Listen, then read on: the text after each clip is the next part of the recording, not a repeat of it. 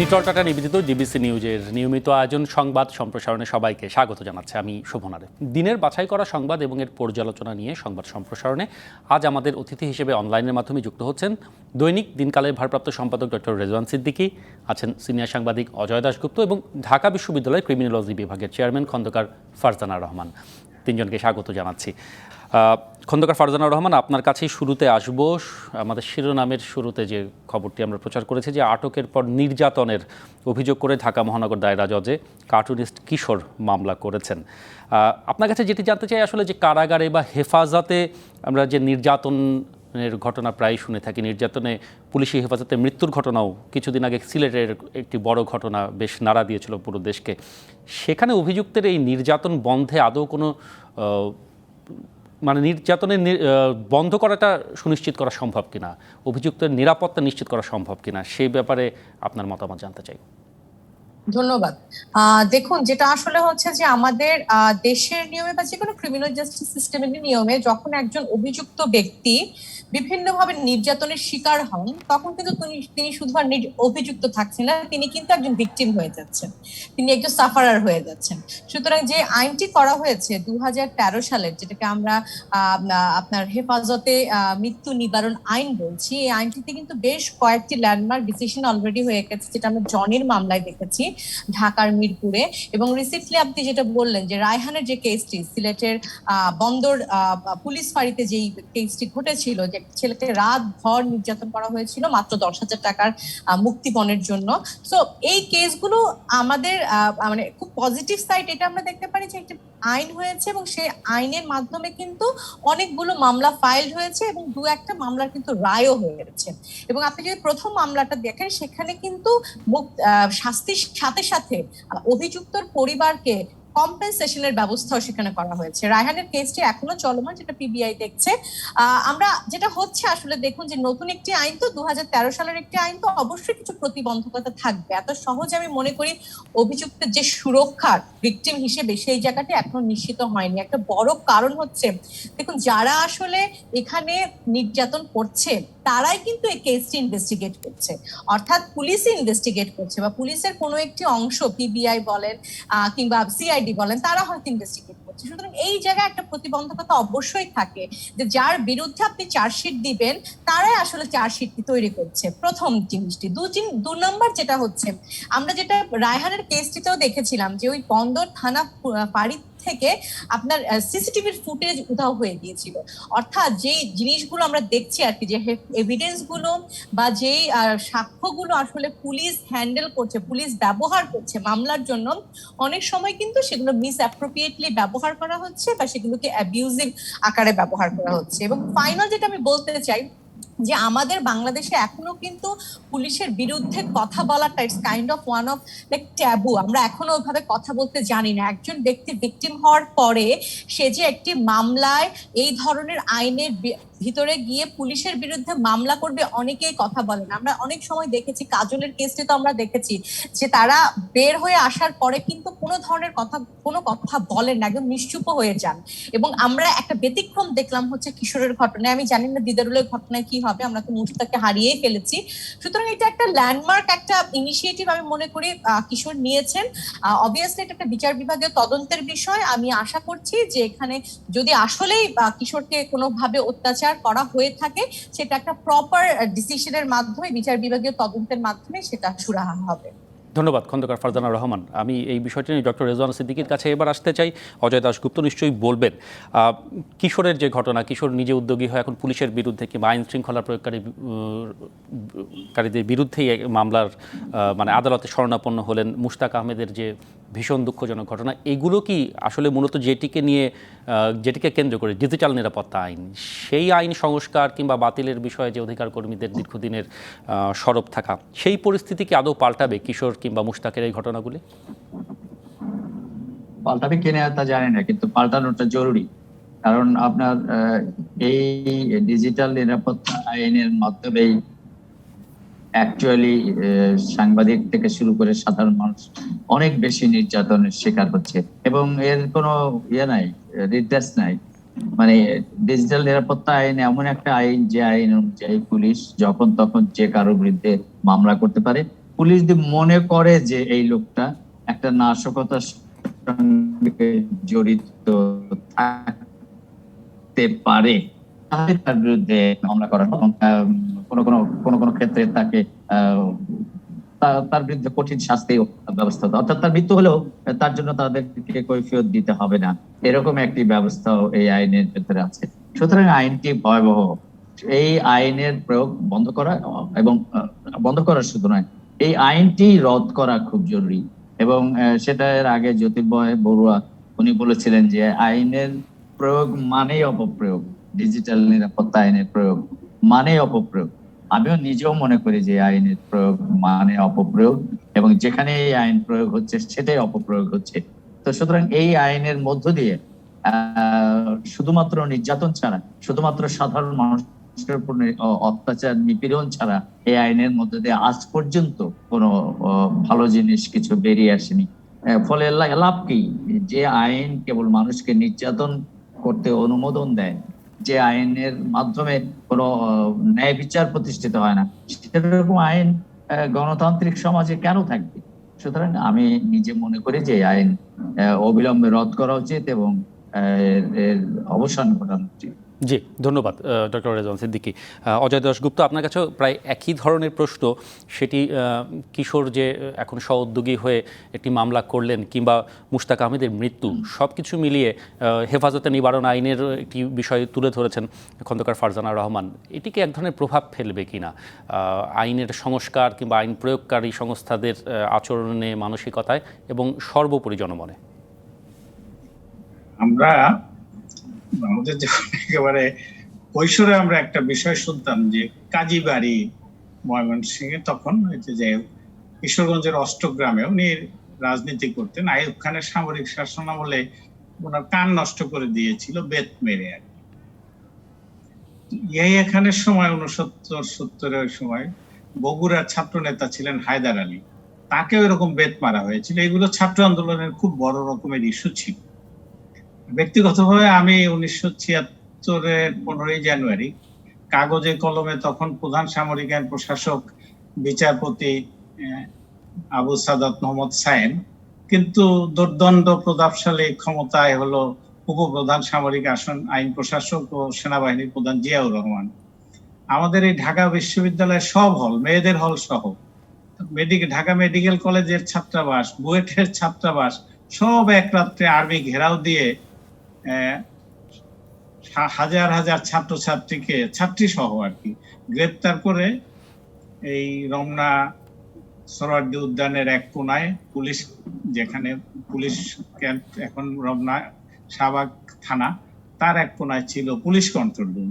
ওইখানে খোলা মাঠে আমাদের সারাদিন ফেলে রাখলো, কিছু খাওয়ার নাই। শীতের মধ্যে রোদ অতটা হয়তো উত্তপ্তকারী ছিল না, কিন্তু বিকেল বেলা বেশিরভাগকে বেতের বাড়ি দিয়ে পিঠে, কানে, মাথায়, যার যেখানে লেগেছে আর কি, আর্মির লোকেরা আমাদেরকে এক দলকে ছেড়ে দিল সন্ধ্যার দিকে। আমি বেতের বাড়ি খেলাম, তবে সৌভাগ্য যে ছাড়া পেয়েছিলাম।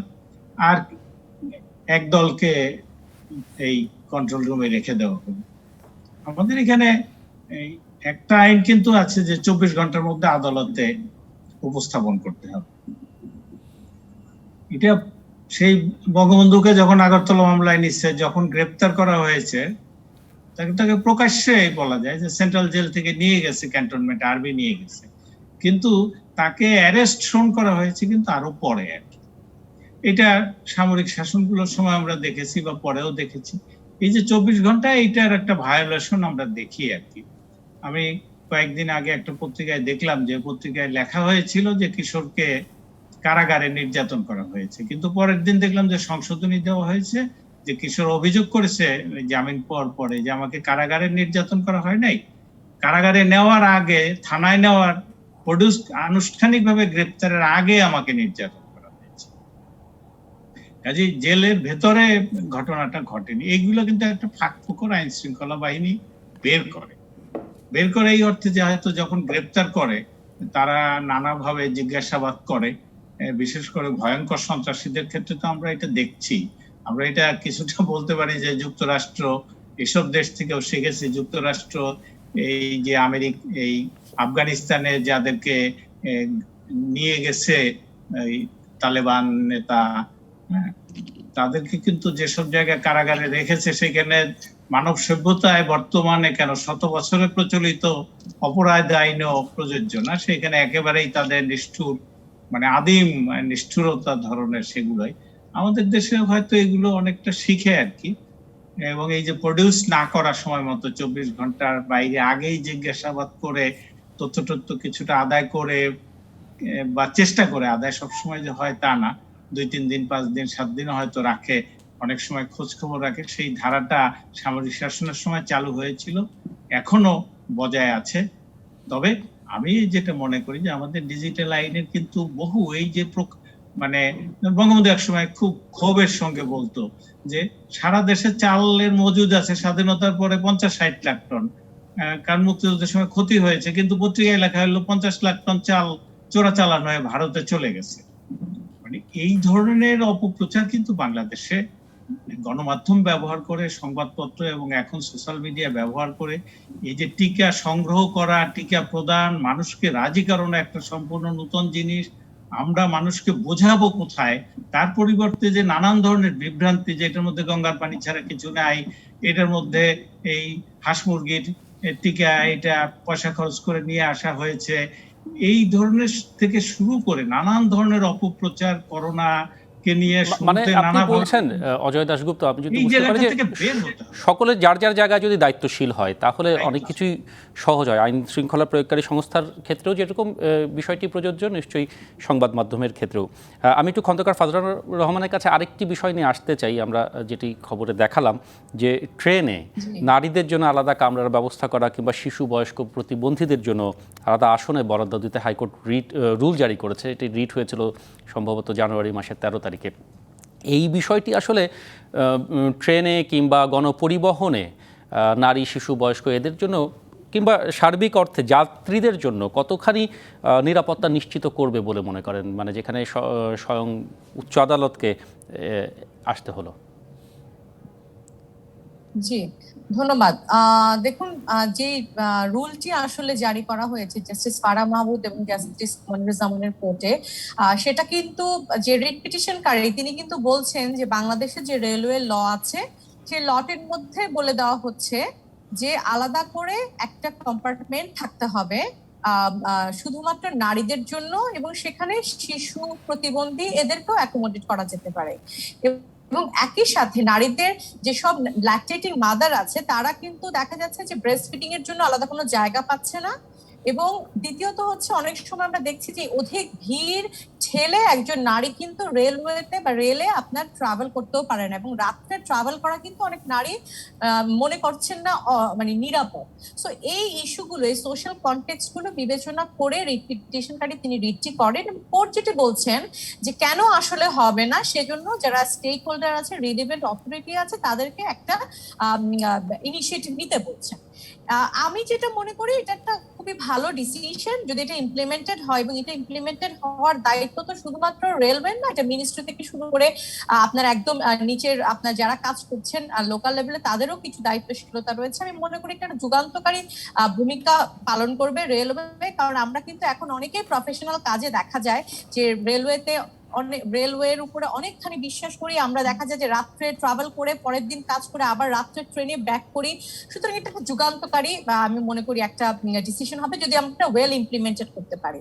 বাট একই সাথে আমার মনে হয় যেটা যে পরিপূর্ণভাবে নিরাপত্তার দায়িত্ব কিন্তু রেলওয়ের থাকলেও, রেলে যখন আমরা ভ্রমণ করছি একটা মাত্র কম্পার্টমেন্টে মেয়েদেরকে ঢুকিয়ে দিলেই পুরোপুরি যাত্রীদের নিরাপত্তা নিশ্চিতকরণ নাও হতে পারে। সেই জায়গায় প্রপার সার্ভিলেন্স, নজরদারি, এবং আমি এটাও মনে করি আমরা যারা ট্রাভেল করছি ট্রাভেলারদের প্রপার সচেতনতা ক্রিয়েট করার জায়গাটি আসলে সবসময় রয়েছে। খন্দকার ফজলুর রহমান, অসংখ্য ধন্যবাদ মতামতের জন্য। আমরা একটা বিরতিতে যেতে চাই, বিরতির পরে ফিরে এসে বাকি বিষয়গুলো এবং চাইলে এই বিষয়টি নিয়েও আলোচনা হতে পারে। ফিরছি কিছুক্ষণের মধ্যে, সাথেই থাকুন। বিরতির পর আবারও ফিরে এলাম নিটল টাটা নিবেদিত সংবাদ সম্প্রসারণে। আজকে আলোচনা করছি দিনের গুরুত্বপূর্ণ খবরগুলো নিয়ে। সাথে আছেন দৈনিক দিনকালের সম্পাদক ডক্টর রেজওয়ান সিদ্দিকী এবং সিনিয়র সাংবাদিক অজয় দাশগুপ্ত। এই পর্বে যে বিষয়টি নিয়ে আলোচনা করতে চাই সেটি হলো কুয়েতে দণ্ডিত কাজী শহীদ ইসলাম পাপুলের যে আসনটি শূন্য হয়েছে লক্ষ্মীপুর 2, সেখানে স্থানীয় যারা ভোটার তারা একজন জনবান্ধব নেতা চান। এটা আমাদের যে প্রতিবেদন আমরা প্রচার করলাম সেটিতে নিশ্চয়ই দেখেছেন আপনারা। এবং আওয়ামী লীগের মনোনয়ন চান 8 জন, বিএনপি এবং জাতীয় পার্টি থেকেও একাধিক মনোনয়ন প্রত্যাশী আছেন এখানে। অজয় দাশগুপ্ত, শুরুতে আপনার কাছে আসতে চাই, বিশেষ করে পাপুলের এই ঘটনাটি কি আসলে কোনো দৃষ্টান্ত আদৌ স্থাপন করতে পারলো কিনা? যে মানে রাজনীতিতে দুর্বৃত্তদের অনুপ্রবেশের কথা বলা হয়, রাজনীতি দুর্বৃত্তায়িত হয়ে গেছে, সেই সমস্ত ক্ষেত্রে আদৌ কোনো ইতিবাচক পরিবর্তন আসবে কিনা? এটা আসলে খুব ভালো, কারণ দেখেন যেভাবে নির্বাচিত হয়েছিলেন পাপুল বা তার স্ত্রী, এটা কিন্তু অর্থবিত্তের প্রভাব এবং তাতে মানে এটা অনেক দিন ধরেই এই অভিজ্ঞতা, অনেক বছর ধরেই বলা যায় আর কি, যে রাজনীতিতে ধনবানরা বাংলাদেশে যেমন উন্নতি হয়েছে, ধরেন যে এক সময় বাংলাদেশে এখন ব্যাংকগুলোতে 13 লাখ কোটি টাকা প্রায় জমা আছে, মানুষ জমা রাখছে, আর এটা 15 বছর আগে এটা ছিল 1 লাখ কোটি টাকা। মানে আমরা যে উন্নয়নশীল দেশ, এইগুলো মাথাপিছু আয় $2000 বেশি হয়ে গেছে। এই 10-12 বছর আগে তো এটা $500 ছিল। এইটা আবার সম্পদের কিন্তু মানে এইটা ভাগ পাচ্ছে সাধারণ মানুষও কিছু, কিন্তু মূলটা একটা কিছু লোকের হাতে সম্পদ কুক্ষিগত হচ্ছে। কয়েক হাজার লোক তারা অঢেল সম্পদের মালিক হচ্ছে এবং সেটা বাহাদুরি করে বলে। তাদেরও একটা চেষ্টা দল করুক, এই যে বললো যে মানুষের সঙ্গে যারা মেলামেশা করে থাকে, এই যারা বলছেন এই কথাগুলো তারাও সবাই যে ঠিক মেলামেশা করেন তা না। বরং আমি কয়েক বছর একটা কাজ করেছিলাম, দেখা গেল যে ক্ষমতাসীন রাজনৈতিক দলগুলোর নিজ দলের অফিসের চেয়ে ওই এলজিইডি অফিস, স্থানীয় সরকারের অন্যান্য অফিস, স্বাস্থ্য মন্ত্রণালয়ের অফিস, যেখানে কাজ আছে, টেন্ডার আছে, ওই সবগুলো হচ্ছে ক্ষমতাসীন রাজনৈতিক দলের বা প্রভাবশালী বিরোধী নেতা এমনকি তাদেরও অফিস হয়ে যায়। নিজ দলের কর্মকাণ্ড, মানুষের সঙ্গে মেলামেশা করা, এমনকি স্থানীয় সরকারের যেসব স্তর আছে, সিটি কর্পোরেশন, পৌরসভা, সিটির কাউন্সিলর যারা, মেম্বার যারা, তারাও কিন্তু মনে করে যে ক্ষমতার সঙ্গে হচ্ছে এই উন্নয়নমূলক কর্মকাণ্ডের টেন্ডার কারা পাবে, সেইটার প্রতি মনোযোগ থেকে বেশি। কাজে ওই যেসব স্থানীয় নেতা আওয়ামী লীগ, বিএনপি, জাতীয় পার্টি 3 দলেরই কিন্তু বলেছেন, এই 3 দলই ক্ষমতায় ছিল, তাদের দলের অভিজ্ঞতার সময় কিন্তু একই অভিজ্ঞতা আমরা দেখেছি।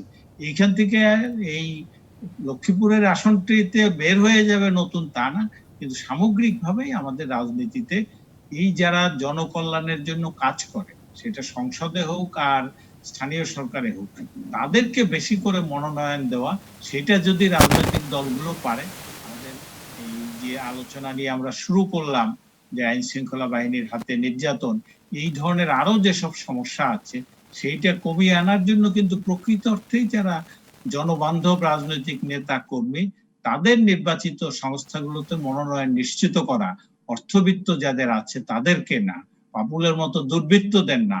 ঢাকায় কিন্তু হাজী সেলিম, ঢাকার একটা রায় হয়ে আছে, তিনি বলছেন আপিল করবেন, কিন্তু সেই ক্ষেত্রেও দেখা যাচ্ছে যে তিনি কিন্তু একাধিক আদালতে ইতিমধ্যেই তার শাস্তি কনফার্ম করা হয়েছে। স্বেচ্ছায়িত পদত্যাগ করা এটা ভালো, আপিলের সুযোগ অবশ্যই আছে, সেটা যে কেউ নিতে পারে। কিন্তু দেখুন বিএনপির প্রধান 2 নেতা সর্বোচ্চ আদালতে আপিল বিভাগে দণ্ডিত হয়ে আছেন, কিন্তু তারাও তো কেউ রাজনৈতিক পথ ছাড়ছেন না। এই বিষয়গুলো কিন্তু এখনো আমরা শিক্ষা নিতে পারি নাই, সেটা অবশ্যই দেখা উচিত। অজয় দাশগুপ্ত, আপনার মতামতের জন্য ডক্টর রেজওয়ান সিদ্দিকের কাছে যেতে চাই একই বিষয় নিয়ে। আসলে রাজনীতিতে কোনো পরিবর্তন আসবে কিনা, বিশেষ করে আমরা দেখতে পাচ্ছি যে ক্ষমতাসীন আওয়ামী লীগের 8 জন মনোনয়ন প্রত্যাশী রয়েছেন, বিএনপি এই নির্বাচনে অংশ নিতে চান না এরকম একটি কথা কেন্দ্রীয়ভাবে বললেও সেখানেও মনোনয়ন প্রত্যাশী রয়েছেন, জাতীয় পার্টিতেও রয়েছেন। রাজনৈতিক নীতি নির্ধারকরা সঠিকভাবে তাদের প্রার্থী নির্বাচন করবেন কিনা, এবার সেই পরিবর্তন আদৌ আসবে কিনা পাপুলের এই দৃষ্টান্ত থেকে?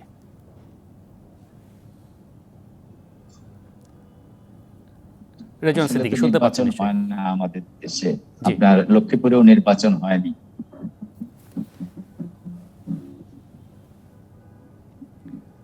লক্ষ্মীপুরেও নির্বাচন হয়নি, আপনার 2 আসনে কোনো নির্বাচন হয়, এবং এখানে আসলে মনোনয়ন পেয়েছিলেন জাতীয় পার্টির নোমান।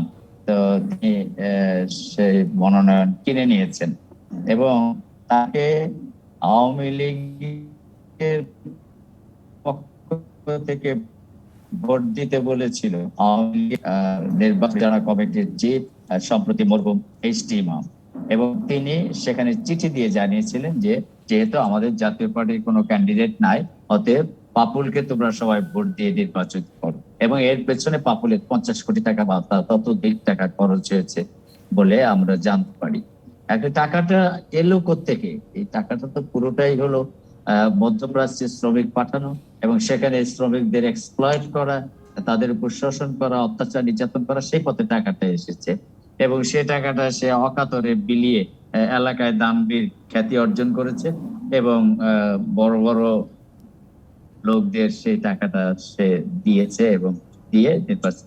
এখন যারা আসবেন তারা কোন পথে আসবেন? এখন ধরেন সে আওয়ামী লীগই হোক, জাতীয় পার্টি হোক, বা অন্য অন্য যে কেউ হোক, তারা পথে আসেন না কেন? এটা নিশ্চিত করা এখন প্রায় অসম্ভব যে এই এই দল মানে ন্যায্য ভোটে নির্বাচিত হবে।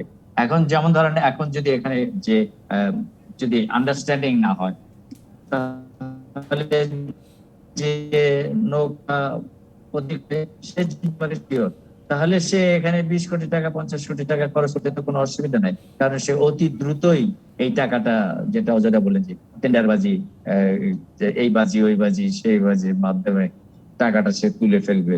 ফলে ইটস এ বিজনেস, এটা কোনো রাজনীতি নেই।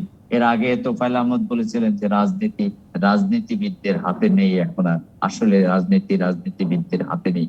ফলে এই ভয়াবহ দুর্যোগপূর্ণ পরিস্থিতি তৈরি হয়েছে দেশের, মানে সেই সংখ্যাটি থেকেই যাচ্ছে বলে আপনি মনে করছেন ডক্টর রেজওয়ান সিদ্দিকী? সম্ভবত কারিগরি কারণে আপনার কথা শুনতে কিছুটা সমস্যা হচ্ছে, আমাদের দর্শকের কাছে ক্ষমা চেয়ে নিচ্ছি। আমরা যে বিরতির পরে ফিরে এসে বাকি যে বিষয়গুলো রয়েছে সেই বিষয়গুলো নিয়ে আপনাদের সাথে কথা বলবো। বিরতি নিচ্ছি, ফিরছি কিছুক্ষণের মধ্যে, সাথেই থাকুন। বিরতির পর আবারও আমরা ফিরে এলাম নিটল টাটা নিবেদিত সংবাদ সম্প্রসারণে। আজকে বেশ কয়েকটি বিষয় নিয়ে আমরা আলোচনা করেছি। আটকের পর নির্যাতনের অভিযোগে ঢাকা মহানগর দায়রা জজ আদালতে কার্টুনিস্ট কিশোরের মামলা, ট্রেনে নারীদের জন্য, শিশুদের জন্য আলাদা কামরার জন্য হাইকোর্টের রুল, পাপুলের আসনে পুনর্নির্বাচনে আওয়ামী লীগ প্রার্থীদের মধ্যে 8 জন এবং বিএনপি জাতীয় পার্টিতে একাধিক প্রত্যাশী রয়েছে। এখন আমরা আলোচনা করতে চাই বিএনপি সমাবেশ নিয়ে। আজকে আলোচনার জন্য আমাদের সাথে আছেন ডক্টর রেজওয়ান সিদ্দিকী এবং অজয় দাশগুপ্ত। ডক্টর রেজওয়ান সিদ্দিকী, আমরা দেখছি যে বিএনপি বেশ একটি ধারাবাহিক সমাবেশ করছে। খুলনায়, রাজশাহীর পরে ঢাকাতে আজকে যেটি সমাবেশ করেছে, 6 সিটি কর্পোরেশনের যারা মেয়র প্রার্থী ছিলেন তারা এবং কেন্দ্রীয় নেতারা ছিলেন। আজকের এই সমাবেশে বিএনপি বলেছে যে ভোটাধিকার ফিরিয়ে দিয়েই তারা নির্বাচনে অংশ নেবে এবং নির্বাচন কমিশনারকে পদত্যাগের এক ধরনের দাবিও তাদের ছিল। এই সমাবেশগুলোতে আসলে বিএনপির রাজনীতিতে এবং সামগ্রিক রাজনীতিতে কতখানি প্রভাব পড়ছে বলে আপনি মনে করেন?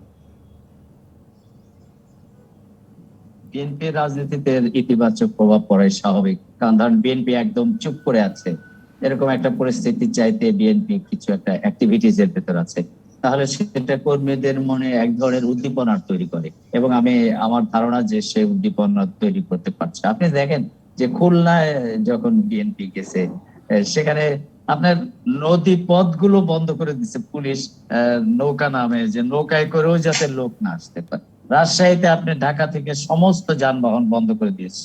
মানুষকে এত ভয় কেন সরকারের? এই জিনিসটা আমার কাছে ক্লিয়ার না, যে মানুষ যেখানে সেখানে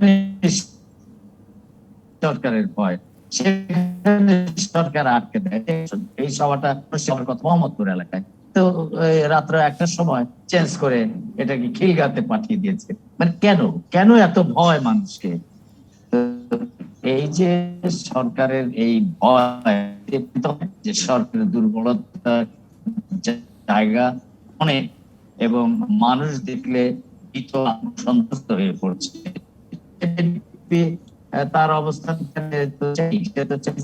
ইলেকশন কমিশনের অধীনে তো নির্বাচন হতে পারে না। ইলেকশন কমিশন কোন রকম নিরপেক্ষতা, ইলেকশন কমিশন একশোটা, এই ইলেকশন কমিশন দায়িত্ব জ্ঞানহীন, কাণ্ড জ্ঞানহীন, মেরুদণ্ড। তো সুতরাং এই ইলেকশন কমিশনের অধীনে নির্বাচন করবে না, এই যে ঘোষণা দিয়েছে যেটা বিএনপি, আমার মনে হয় সেটাও সঠিক এবং এইভাবেই কর্মীদেরকে প্রস্তুত করে তাকে মানে বিএনপির সাংগঠনিক কর্মকাণ্ডে এবং বিএনপির নিজস্ব রাজনীতিতে এটি একটি ইতিবাচক প্রভাবই থাকছে এই ধরনের ধারাবাহিক সমাবেশ, যেটি আপনি মনে করছেন। ধন্যবাদ। আমি তো অজয় দাশগুপ্তের কাছে অন্য বিষয়টি নিয়ে আসতে চাই। ডক্টর রেজাউল সিদ্দিকী যেটি বলেছেন যে খুলনা কিংবা রাজশাহীতে এক ধরনের প্রতিবন্ধকতা ছিল, এর আগে সমাবেশগুলোতে পুলিশের লাঠিচার্জ কিংবা অন্য ধরনের যে অভিযোগ শোনা যায় সেরকম না থাকলেও মানে রাজনৈতিক সংস্কৃতিতে এখন যেভাবে সমাবেশ করা হচ্ছে কিংবা যে প্রতিবন্ধকতার অভিযোগ আনা হচ্ছে, সবগুলোকে কিভাবে মূল্যায়ন করবেন অজয় দাশগুপ্ত? ধন্যবাদ। আমার মনে হয় যে বিষয়টা একটু অন্যভাবে এখন, কিন্তু মানে আগে কনভেনশনাল ফরম্যাট, এই যে ঢাকা শহরে আমরা তো তিনজনই সাংবাদিকতার সঙ্গে জড়িত, প্রেস ক্লাবে দেখবেন যে এই 50 জন 30 জনের সমাবেশও কিন্তু রাস্তা বন্ধ করে দিয়ে একটা মানে জনভোগান্তির কারণ হয়। আর রেজাউল ভাই যেটা বললেন, বলতেই পারেন যে মানুষকে ভয়, তবে কখনো কখনো কিন্তু শুধু সরকারের না, সাধারণ মানুষেরও মনে হয়। আমরা তো আন্দোলন 2012-13 দেখেছি কতটা সহিংসতা, মানুষের উপরেই কিন্তু বিএনপি, জামাতে ইসলাম তারা বোমা হামলা চালিয়েছে।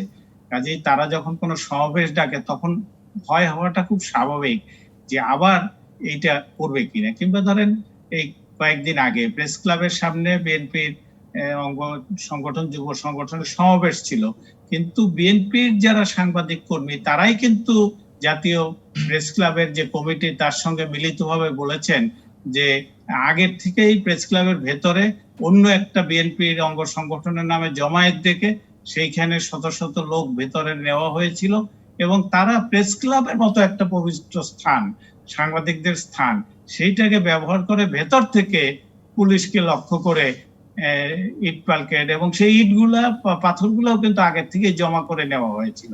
প্রেস ক্লাবের কমিটি সব দলেরই লোকেরা সমর্থকরা আছে, সেই কমিটি থেকেই কিন্তু এটা বলা হয়েছে। কাজেই ভয়টা কিন্তু ওখানে, মানুষকে ভয় না, ভয়টা হচ্ছে মানুষের নামে যারা সন্ত্রাস করবে বা পেট্রোল বোমা মারবে বা ইট পাথর ছুঁড়ে মারবে মানুষের উপরে, ভয়টা সেইখানে।